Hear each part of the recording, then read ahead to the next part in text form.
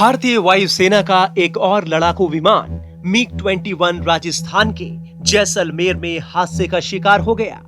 बताया जा रहा है कि विमान के गिरते ही धमाके के साथ उसमें आग लग गई। 24 दिसंबर की रात को हुए इस हादसे में पायलट विंग कमांडर हर्षित सिन्हा की मौत हो गई। ये दुर्घटना भी ट्रेनिंग के दौरान ही हुई।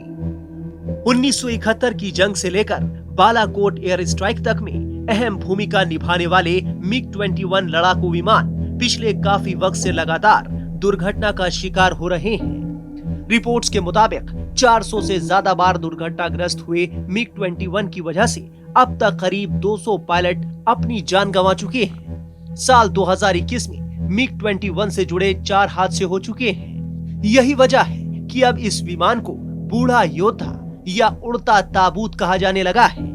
इससे पहले 20 मई 2021 को पंजाब के मोगा में MiG-21 bison fighter aircraft crash हो गया था, जिसमें स्क्वाड्रन लीडर अभिनव चौधरी की मौत हो गई थी।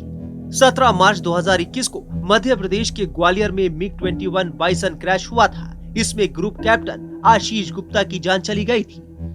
5 जनवरी 2021 को तकनीकी खराबी के चलते राजस्थान के सूरतगढ़ में MiG-21 विमान हादसे का शिकार हुआ था। हालांकि इसमें किसी की जान नहीं गई थी। बूढ़े हो चुके योद्धा MiG-21 को सिर्फ उड़ता ताबूत ही नहीं बल्कि विडो मेकर यानी विधवा बनाने वाला विमान भी कहा जाता है। MiG-21 को रूस ने बनाया था और उसी से भारत ने भी ये फाइटर विमान खरीदा था, लेकिन रूस ने इस विमान को 1985 में ही रिटायर कर दिया था। इतना ही नहीं, अफगानिस्तान और बांग्लादेश जैसे छोटे देश भी MiG-21 का इस्तेमाल बंद कर चुके हैं। भारत ने रूस से MiG-21 1963 में खरीदे थे और 1990 इसकी रिटायरमेंट अवधि तय की गई थी, लेकिन भारत में MiG-21 को अभी भी अपग्रेड करके इस्तेमाल किया जा रहा है। सवाल है कि खराब ट्रैक रिकॉर्ड के बावजूद MiG-21 को भारतीय वायुसेना क्यों इस्तेमाल कर रही है? आखिर ऐसी कौन सी मजबूरी है? इंडिया स्पेंट की एक रिपोर्ट के मुताबिक 1960 के दशक में भारतीय वायुसेना में शामिल हुए MiG विमानों ने 1990 के दशक के मध्य में अपना रिटायरमेंट पीरियड पूरा कर लिया है। इसके बावजूद भारत में इसे अपग्रेड किया जा रहा है।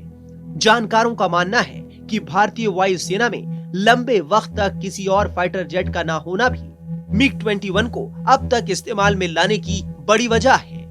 लंबे समय से वायुसेना में कोई नया लड़ाकू जेट शामिल नहीं होने के चलते पूरा भार MiG-21 पर है और शायद इसीलिए आज भी भारतीय वायुसेना MiG-21 का इस्तेमाल कर रही है।